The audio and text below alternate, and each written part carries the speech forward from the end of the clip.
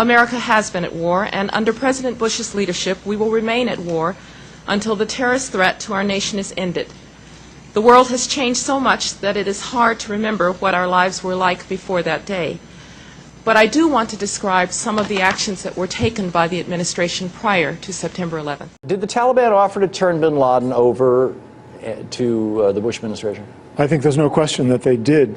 They were already trying to get some way of getting rid of bin Laden even before 9/11. In February 2001, after the government knew Al-Qaeda had attacked the USS Cole.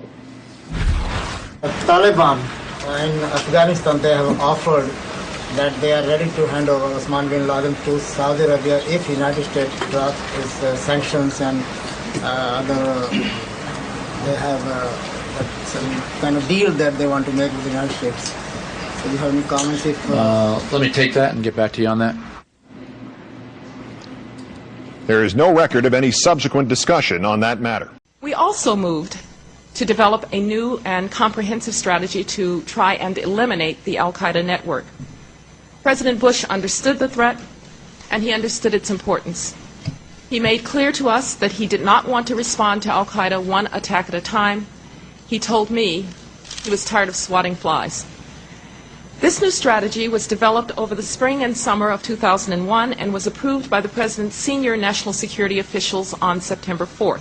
Even Newsweek admitted that 44,000 U.S. troops, 18,000 British troops, 2 aircraft carriers, all massed in the 2 months before 9/11 in and around Afghanistan. Bush signed the launch order on September 10th to attack Afghanistan. Then on September 12th, he told you he was going to attack them because they had attacked us. I mean, they planned this stuff right out in the open in front of everyone. The administration did have a plan in the works to go after Osama bin Laden and the Al-Qaeda network, and that plan was on the president's desk the weekend before 9/11. Only 2 days before 9/11, President Bush was given what amounted to a detailed war plan for an all-out war against Al-Qaeda network worldwide. It was a formal national security presidential directive, which one U.S. official called the game plan to wipe Al-Qaeda from the face of the earth. The extensive plan reportedly dealt with all aspects of a war against Al-Qaeda, everything from diplomacy to military operations. It's pretty much the same plan that the White House, CIA, and Pentagon quickly put into action immediately after the attacks on 9/11. Newsweek reported Bush signed the order to attack Afghanistan to launch the operation to begin the preparations to attack on September 10th. His brother declared martial law in Florida on September 10th. That was in the Associated Press. Never before done, never done since.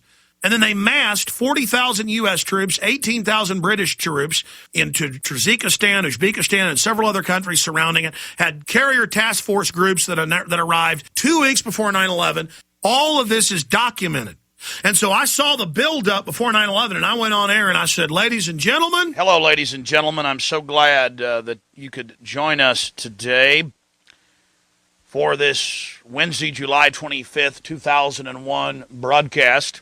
Tyranny is enveloping the globe, and the United States is a shining jewel the globalists want to bring down, and they will use terrorism as the pretext to get it done. So that's coming up in the second half of the show. Very important information. I'm going to put the call out that you call the White House and tell them, look, we've seen the news stories that you've wanted to blow things up, that you have blown things up, and that you're saying that 4 million of us are going to die and we need martial law and the Associated Press at one of your little drills you had, and that we're aware of who the terrorists are if you pull this. This can stop this Hitlerian Reichstag event. I want to put the toll-free number up for Congress. And I won't want you to believe Alex Jones. I want you to go get these news stories off my website. I want you to call these major newspapers. I want you to find out these statements were true by the White House about preparing for martial law. And I want you to let them know that if there is any terrorism, we know who to blame. The point is, if any terrorism comes, it's from this government. And if there was an outside threat like a bin Laden, who was a known CIA asset in the 80s, running the Mujahideen war, and whose family builds all the military bases over in Saudi Arabia right now, and sits on the board of Iridium Satellite. He's the boogeyman they need. in this Orwellian phony system. I want the White House numbers up there now. A big part of this solution, after you research all the government terrorism and check out what I'm saying is true, call the White House and tell them, we know the government's planning terrorism. We know Oklahoma City and World Trade Center was terrorism. We know the Joint Chiefs of Staff wanted to blow up airliners, Baltimore Sun.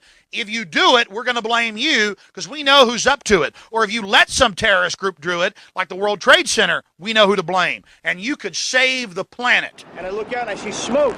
The next thing I saw, I mean, you got to look at it, the bottom elevator, the glass, just flames exploded out the front of the World Trade Center. Glass flew everywhere.